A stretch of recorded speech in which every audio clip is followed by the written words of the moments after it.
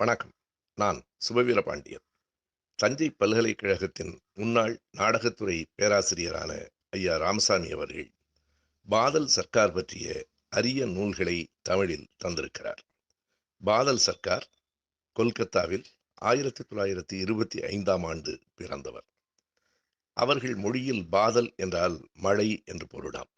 அவர் பிறந்த நாளில் மழை கொட்டிக்கொண்டே இருந்ததால் அவருடைய பெயர் பாதல் சர்க்கார் என்றே நிலைத்துவிட்டது. 1960களில் நைஜீரியாவில் அவர் இருந்தபோது பிரிதொரு இந்திரஜித் என்று ஒரு நாடகத்தை எழுதினார். அது உலக புகழ் பெற்றது.